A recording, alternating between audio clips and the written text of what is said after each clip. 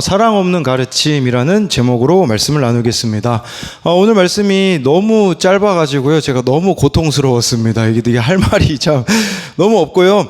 유튜브에 이거 설교하신 분들을 찾아봤거든요. 네, 거의 없습니다. 욥기 25장 가지고 설교하신 분들은 거의 없다 보니까 이게 참 잘할 수 있을까라는 좀 그런 의문도 들었는데, 네, 최선을 다해 보겠습니다. 욥기 25장이잖아요. 욥기 24장은 우리가 이 새벽에 나누었던 내용인데요. 고난을 통해 욥이 점점 하나님에 대한 이해, 사람들에 대한 이해가 달라지고 있는 것을 보게 되어져요. 세상적으로 잃은 것이 많을수록, 밑바닥으로 내려갈수록 잃은 것이 있는 인생들이 눈에 들어오기 시작하고요. 밑바닥으로 내려가 보니까 그곳에서 고통당하는 약자들이 눈에 들어오기 시작하였다라는 것이에요. 제가 최근에 그 개척하신 어느 전도사님을 만나서 이렇게 이야기를 나눈 적이 있는데요. 지금은 세 분이서 예배를 드리고 있다고 합니다. 이 전도사님 부부랑 어느 청년 이렇게 셋이서 예배를 드리는데요. 전도사님 부부와 셋이서 예배를 드리는데, 이 전도사님은 예전에 그 대형교회에서 사역을 하셨거든요. 저에게 이렇게 이야기하시더라고요. 목사님, 예전에는요 이 10명이 많은 숫자인지 몰랐습니다. 그런데 지금은 10명이 얼마나 큰 숫자인지를 체감하고 있습니다 라고 이야기를 하시더라고요. 내려올 때만 깨닫게 되는 것이 있습니다. 저와 여러분들이 고난을 통해서 내가 낮아져야지만 보게 되어지는 것이 있다라는 것이에요.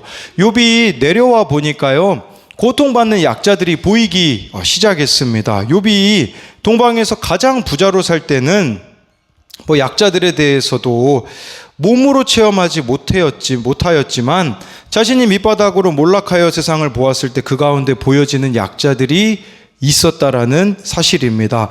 또한 밑바닥으로 내려갈 때요, 우리가 확인할 수 있는 게 있어요. 뭐냐면 누가 나를 진짜 사랑하는지 알 수 있습니다. 여러분들이 한번 세상 것을 다 잃어보십시오. 누군가에게 내가 도움을 주는 인생이 아니라 도움을 받아야 되는 처지가 돼 보십시오. 그러면 진짜 나의 친구가 누구인지 알게 됩니다. 제가 이렇게 말씀드리는 이유는, 고난당하기 전에는 욥의 친구들이 욥에게 찍소리도 못했거든요. 근데 욥이 이렇게 막 고난당하고 자녀들이 죽고 몸에 병까지 걸리자 막말을 퍼붓는 이 욥의 친구들의 모습이 진짜 친구가 아니라는 것을 보여주는 게 아니겠습니까? 글라우스 이슬러가 쓴 주님과 거닐다라는 책에 보면요, 존 파인버그라는 사람의 이야기가 나와요. 이 사람은 아내의 질병으로 오랜 세월 슬퍼하며 지냈던 경험을 두고서는 이렇게 깨닫게 되었다고 합니다. 당시에는 깨닫지 못했지만 내가 견딜 수 있었던 또 하나의 중요한 이유는 하나님과 다른 신자들이 정말로 나에게 관심을 가지고 있음을 알았기 때문이다. 버림받은 것 같고 무력한 감정 속에 있을 때 하나님은 다양한 사람을 사용하셔서 하나님과 다른 신자들이 내가 어떤 어려움을 겪고 있는지 정말로 관심을 가지고 있다는 것을 보여주셨다라고 이렇게 이야기하고 있어요. 이 고난은요, 서로를 알게 해줄 뿐 아니라 공동체의 사랑을 키워갈 수 있는 기회이거든요.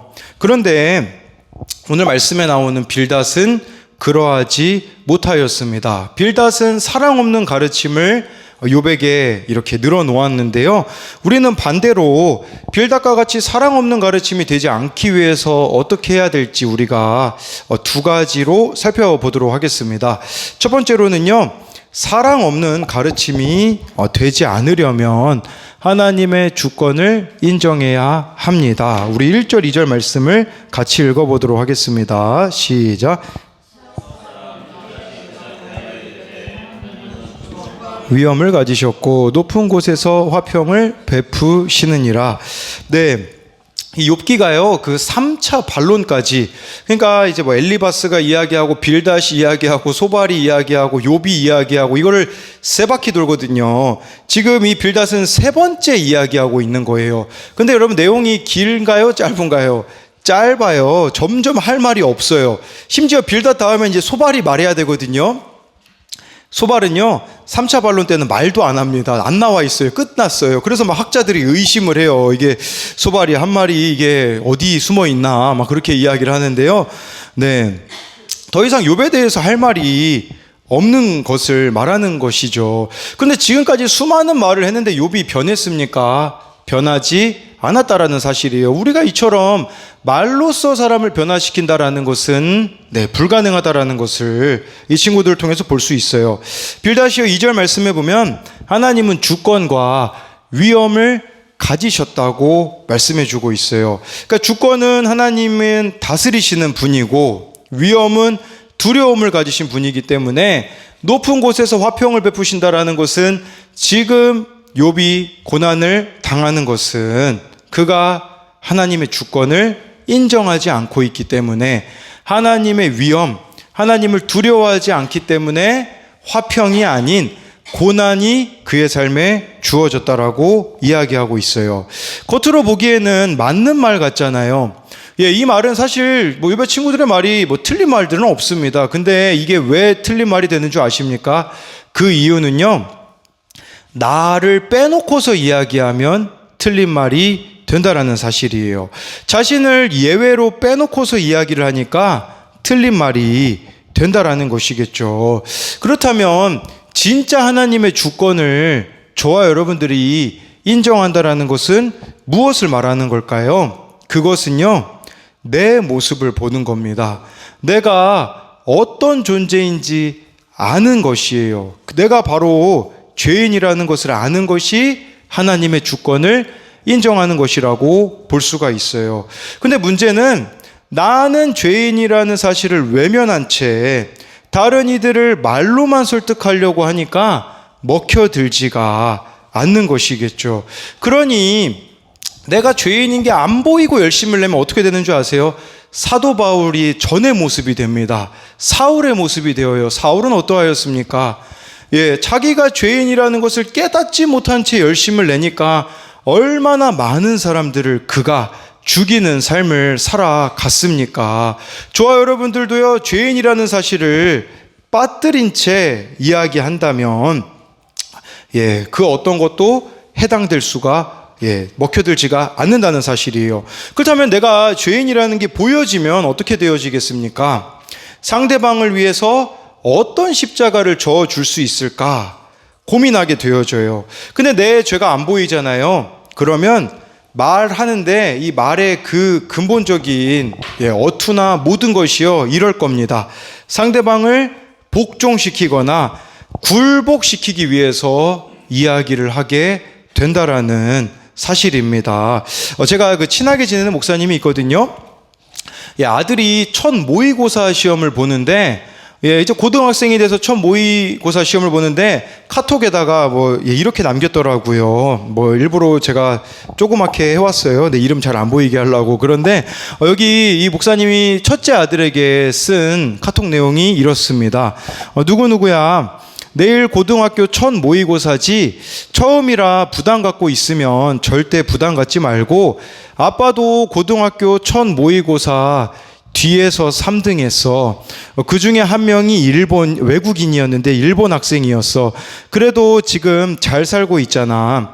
모의고사 점수보다 엄마 아빠에게 너의 인생의 점수는 비교할 수 없을 만큼 높다는 거 잊지 말고 아는 대로만 풀고 나와. 금요일 날 오면 맛있는 거 사줄 테니까 맛있는 거 먹을 생각으로 행복하게 귀가하길. 파이팅, 사랑한다 아들이라고 이렇게 이야기를 한 거죠.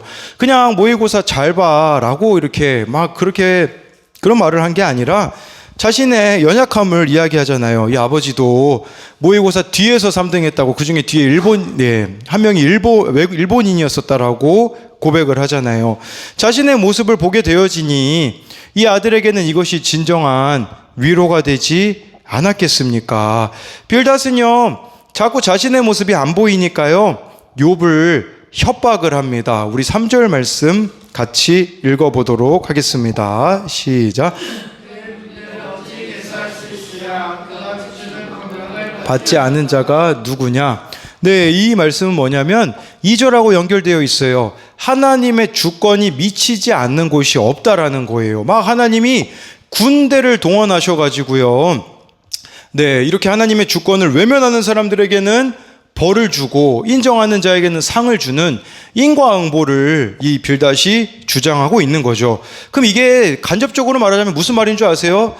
야, 욥 너 지금 고난당한 거 있잖아. 하나님의 주권을 네가 인정하지 않아서 하나님이 군대를 동원해가지고 지금 너에게 모든 고난을 주고 있단다 라고 이렇게 말하고 있다라는 것이에요. 하나님이 군대를 동원해서 지금 욥을 치고 있다라고 말하는 이 빌닷의 말이 얼마나 잔인합니까? 그런데요, 여러분, 우리가 진정으로 하나님의 주권을 인정한다는 거 무엇을 통해 알 수 있을까요? 누가복음 5장 18절 19절에 둘째 아들 돌아온 탕자의 고백이 나와 있거든요. 우리 같이 읽어보도록 하겠습니다. 시작. 내가 일어나 아버지께 가서 이르기를 아버지 내가 하늘과 아버지께 죄를 지었사오니 지금부터는 아버지의 아들이라 일컬음을 감당하지 못하겠나이다. 나를 품꾼의 하나로 보소서 하리라 하고, 이 둘째의 고백이에요. 쥐업 열매를 먹는 처지가 되어지자 하늘과 아버지께 죄를 지었다고 고백하잖아요. 그러니 나는 그냥 품꾼으로 평생 살아도 되겠구나. 이런 품꾼으로 살아도 감사하겠다라는 것이죠. 아주 쉽게 말씀드리면요, 여러분들이 하나님의 주권을 인정하잖아요. 그러면 여러분들의 삶에 하나하나가 다 감사 제목이 될 거라는 사실이에요.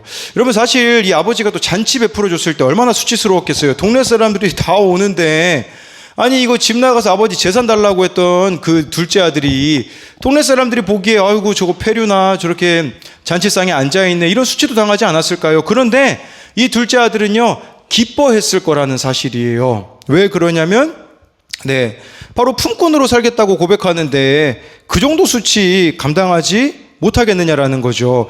이걸 저와 여러분들이 3절하고 조금 연결시켜 보자면 좀 그런 의미가 될 수 있지 않을까요?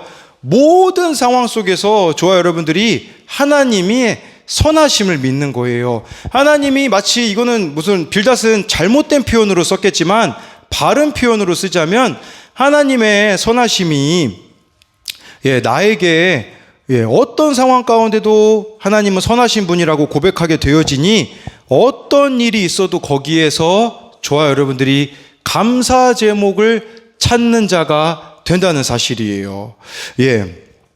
온 우주 에너지가 마치 나를 향해 초점을 맞추고 있는, 나를 돕고 있는다라는 느낌을 받는 것이 바로 그런 게 아닐까 싶습니다. 제가요, 그 메가커피에서 우리 좀 즐겨 먹는 게, 우리 교회에서는 이제 희재 커피라고 불리잖아요. 그 아이스티에다가 샷 추가해서 아샤추라는 건데요. 제가 이제 언제까지 갈지는 모르겠지만 요즘 좀 살을 뺀다고 최대한 이제 걸을 수 있는 거리는 좀 걸어 다니고 있거든요. 근데 최근에 이 메가커피에서 새로운 메뉴가 나왔더라고요. 그건 뭐냐면 제로 아이스티가 나왔어요. 이게 무슨 말이냐면 칼로리가 제로라고, 이제 아이스티 제가 자주 마시는데 제로인 거죠. 그러니까 이걸 제가 보면서 그냥 하나님께 대해서 감사하니까, 친밀하니까 어떻게 느껴지냐, 마치 제가 다이어트를 하려고 하니까 저를 위해 그 하나님이 준비하신 것 같은 느낌 아시죠? 이것은 제가 하나님 안에서 정말 죄인됨을 고백하고 친밀함을 누릴 때요, 이런 식으로 우리가 인생을 살아가게 되어지는 것이에요. 모든 것이 다 감사하고 나를 위한 것으로 여겨지게 되는 것이죠. 근데 저와 여러분들이요, 하나님의 주권이 인정이 안 되면 어떻게 되는 줄 아십니까? 누가복음 15장 27절에서 29절, 이 둘째 아들 잔치 베풀어 줄 때 첫째 아들의 반응이 나와 있습니다. 우리 같이 읽어보도록 하겠습니다. 시작. 대답하되 당신의 동생이 돌아왔음에 당신의 아버지가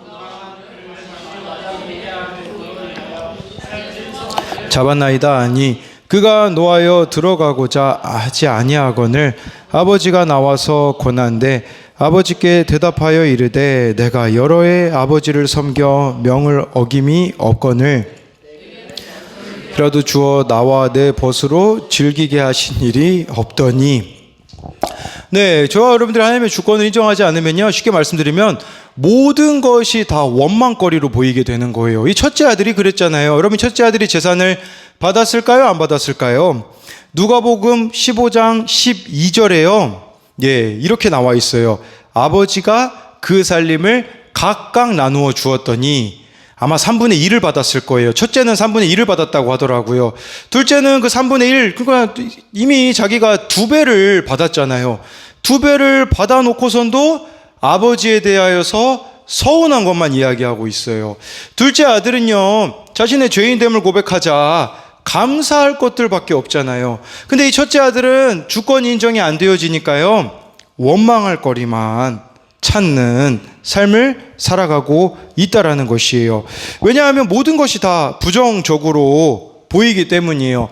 여러분들이 여러분들의 인생의 주인이 되어진다면 모든 것이 다 부정적으로 보일 수밖에 없다는 것입니다. 어느 청년의 큐티 나눔입니다. 나는 하나님의 주권을 인정하고 있습니까?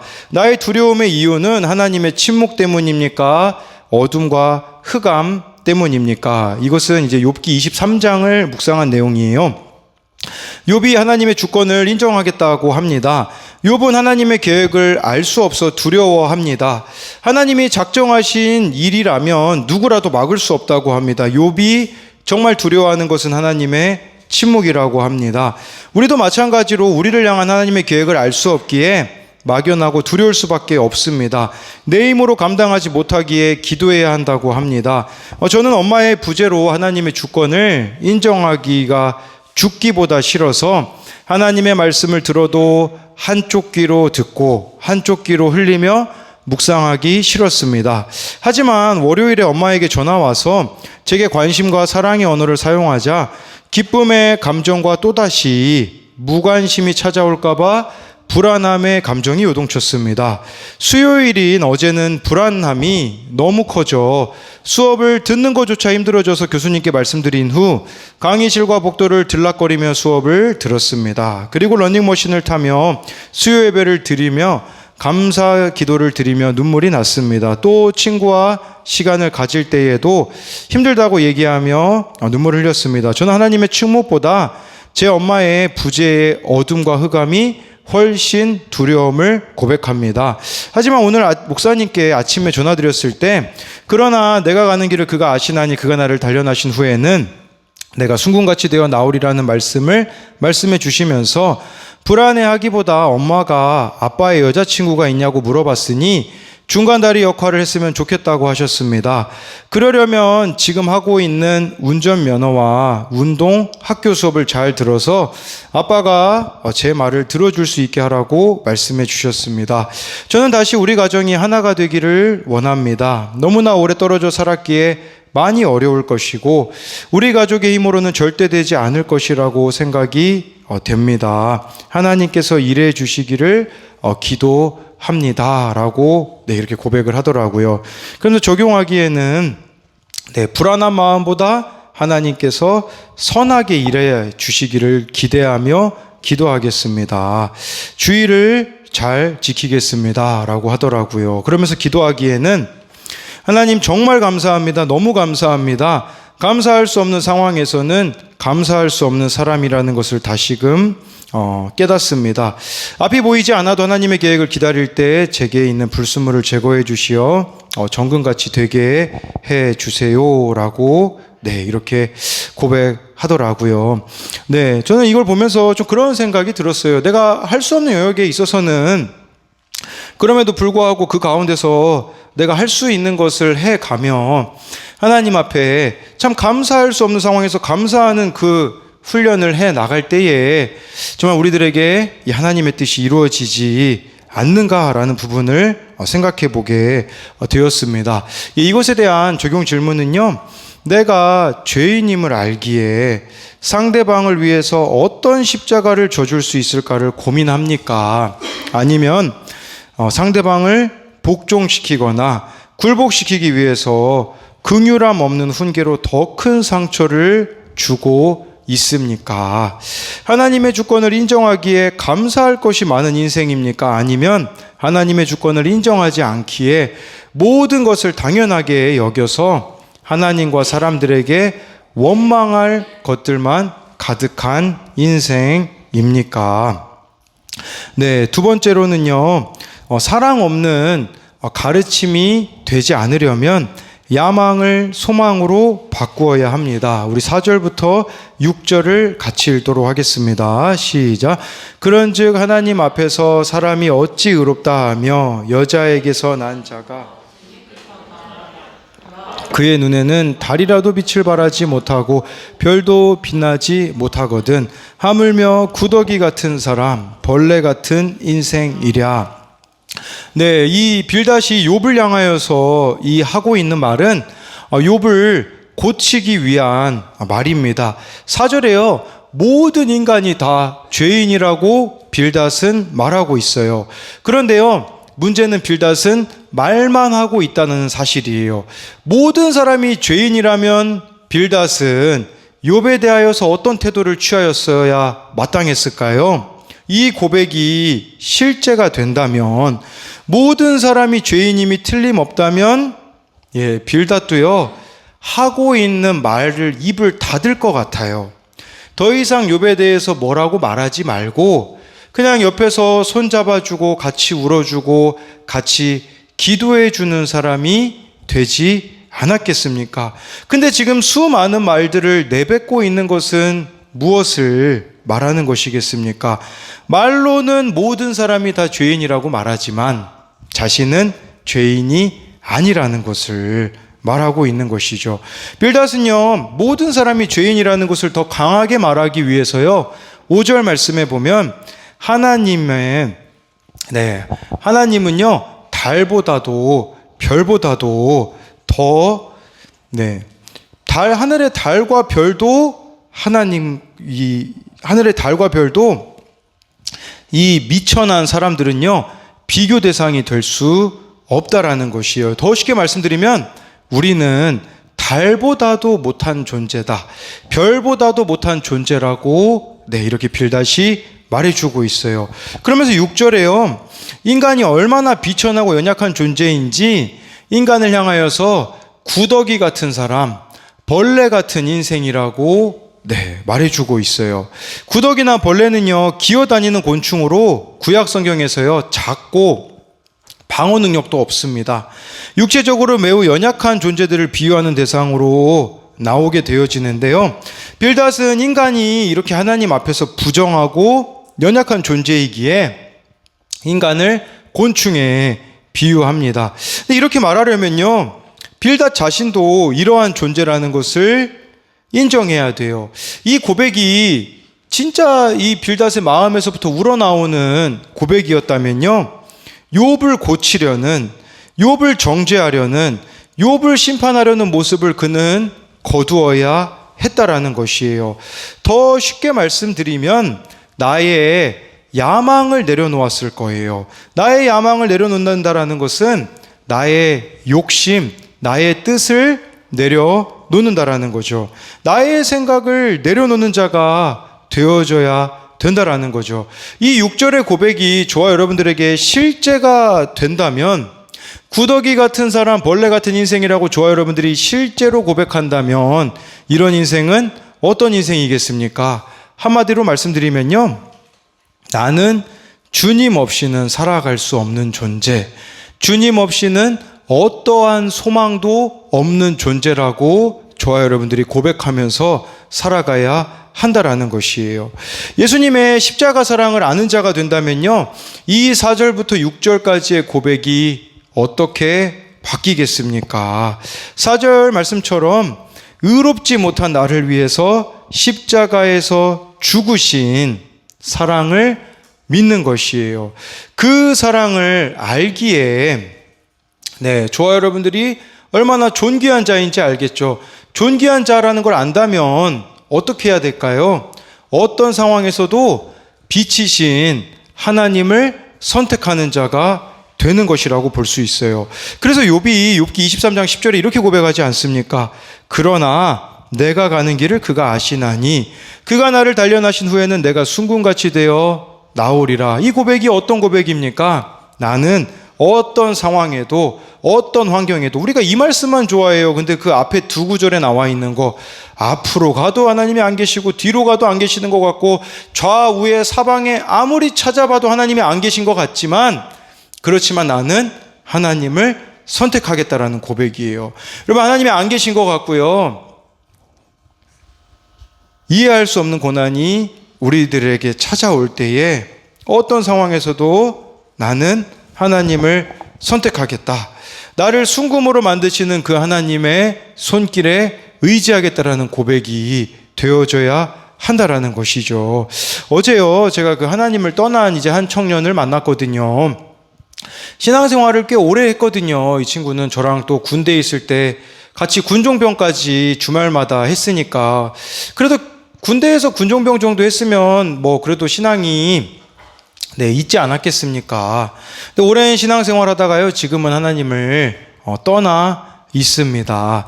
어제 만났는데 이렇게 해줄 수 있는 말이 많지 않더라고요. 뭐 그래서 제 삶을 이렇게 나누어도 뭐 이해하지 못한다라는 그런 반응이 있었는데, 근데 하나님을 떠나서 그가 선택하고 있는 것들을 보게 되었거든요. 그러니까 욥은 어떤 상황에서 나는 하나님을 선택한다인데, 하나님을 떠난 자들의 선택은 어떠할까요? 제가 그 친구의 이야기를 들어보니까 그 친구 생각에는 세상적으로 보기에 이거는 최고의 선택이자 최선의 선택이라고 여기는데, 실제 그가 선택하고 있는 것은 최선의 선택이 아니라는 것을 알 수가 있더라고요. 여러분, 우리는요, 저와 여러분들이 하나님 안에서 기뻐하시는 길에 순종하며 나아갈 때에 세상 사람들이 보기에는 최악의 선택일지 몰라요. 그러나 그것이 최고의 선택이 될 줄 믿습니다. 이 선택의 목적 자체가 하나님이 되게 하시는 것인데요. 강정호 목사님이 쓰신 내게 왜 이러세요라는 책이에요. 이런 내용이 나와요. 1999년 4월에 있었던 일인데, 미국 콜로라도 이 콜럼바인 고등학교에서요, 총기 난사 사건이 일어났습니다. 이 사건으로 학생 12명과 교사가 인종차별주의자들이 난사한 총에 죽었어요. 인종차별주의자들이요, 여학생의 머리에 총을 겨누고요, 하나님을 믿느냐고 질문을 했어요. 그때 이 아이는 믿는다라고 용감하게 대답하였고 그 자리에서 총에 맞아 죽었습니다. 이런 사건을 대할 때요, 두 가지 해석이 있겠죠. 하나는 과거지향적인 해석과 미래지향적인 해석이에요. 과거지향적인 사람이라면 어떻게 이럴 수가 있나 하는 질문에 매달리는 거예요. 그러다 보면 믿음이 떨어지고 약화될 수밖에 없어요. 그런데요, 미래지향적인 사람들은요, 더 큰 것을 생각한대요. 그 후로 어떻게 되었는가? 이 일로 그 지역교회 청년들의 모임이 활성화되었고요. 교사들은 온전한 크리스천이 되지 못함을 학생들에게 사과했다고 합니다. 죽음당한 한 학생의 아버지는 전도자로 살게 되었고요. 다른 아버지는 총기 규제 운동가로 변신했다라는 것이에요. 악한 행동을 통해서도 선한 결과가 나타난 것이라고 볼 수가 있습니다. 저와 여러분들이요, 어떤 상황에서도 정말 하나님을 선택할 때에 늘 옳습니다의 고백을 할 수가 있어요. 그리고 또한 6절 말씀으로 가면 야망을 버리고 소망이신 하나님을 붙잡는 삶은요, 자신이 하나님 없이는 아무것도 할 수 없는 존재임을 고백하는 것이에요. 이러한 고백이 실제가 되는 사람은 어떻게 살아가는 줄 아십니까? 어느 또 청년의 나눔입니다. 글쓰기 역시 마찬가지다. 12년 가까이 글을 써왔던 나는 끊임없이 공모전을 내고 글을 쓰면서 야망에 휩싸인 삶을 살아왔다. 어떻게든 성공해서 내 삶을 뒤집으리라 하면서 말이다. 그 역시 내가 하나님께 대항하여 내 힘으로 내 꿈대로 살고자 했던 기억이다. 그런데 주님은 내가 더 이상 야망으로 살지 않겠다고 글쓰기를 아예 인생에서 지워버린 뒤에도 그 일을 잊지 않으시고 몇 년의 시간이 좀 지난 뒤 이제 나와 같이 하자. 이제 너의 꿈이 아니라 나의 꿈이라 하시면서 나타나셨다. 그러니 글쓰기 역시 나에게는 깊은 용서의 기억이 된다. 주님 앞에 내가 할 수 있는 말은 부끄럽습니다. 이다. 라고 이렇게 고백을 해주더라고요. 저는요, 다른 것보다도 주님 앞에 내가 할 수 있는 말은 부끄럽습니다. 이다. 라는 이 고백이에요. 이 6절의 고백, 주님 앞에 내가 구더기입니다. 벌레 같은 인생입니다. 라고 고백하는 것은요, 네, 바로 이러한 고백을 드리는 자가 아니겠습니까?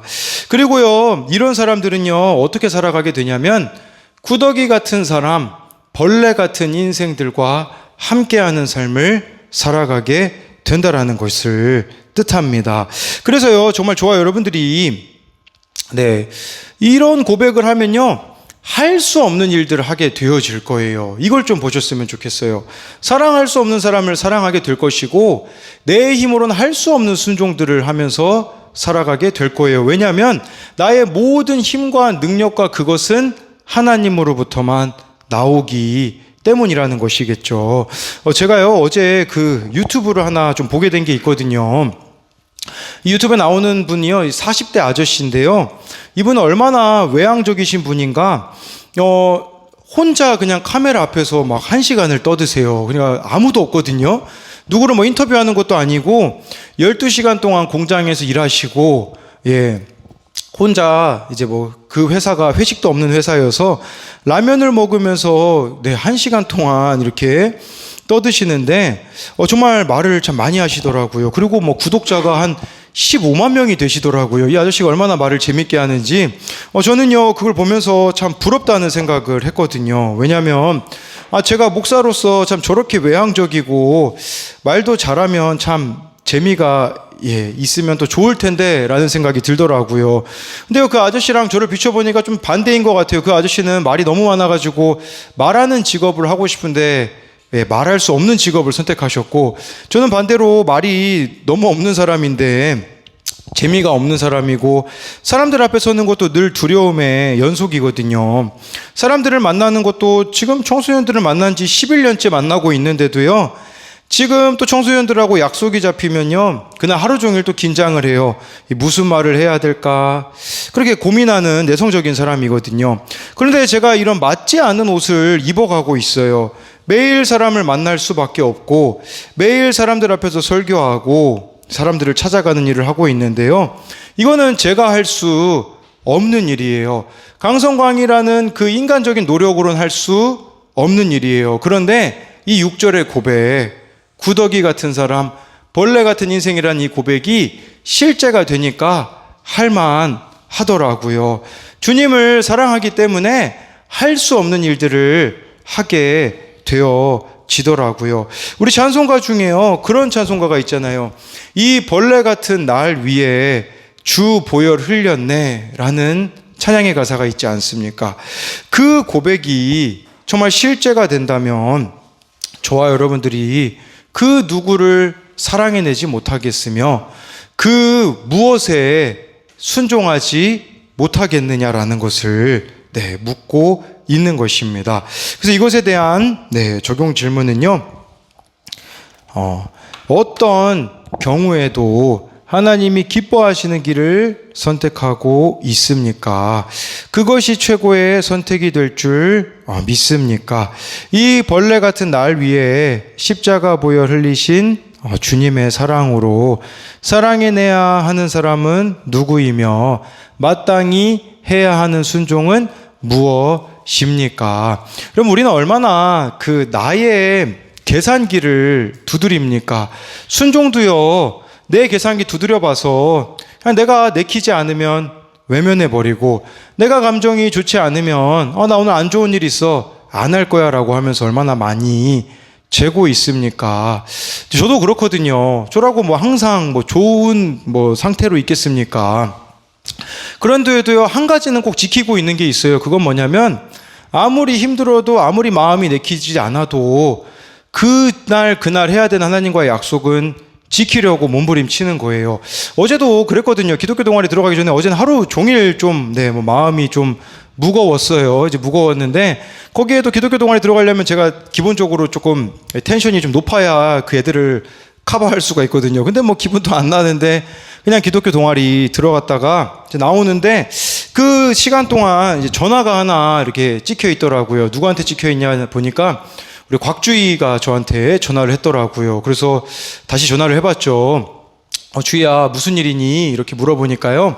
주희가 그렇게 이야기하더라고요. 목사님, 제가 이제 친구들하고요, 그 한월고등학교에 기도 모임을 세웠어요. 라고 이야기하면서요.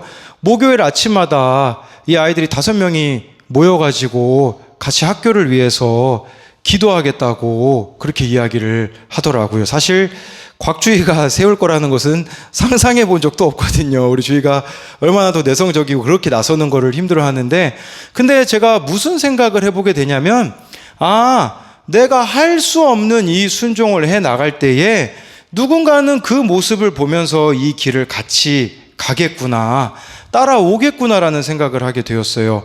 그럼 우리는요, 왜 저 사람이 안 따라오는 거야? 그렇게 이야기하지 마시고요. 그냥 하나님 앞에서 할 수 없는 순종하는 모습을 보여주시고, 사랑할 수 없는 사람들을 사랑해내는 그 모습을 보여주심으로써, 네, 정말 저와 여러분들을 통해 정말 구더기 같은 사람, 벌레 같은 인생들이 하나님 앞에 돌아오게 되기를 소망합니다.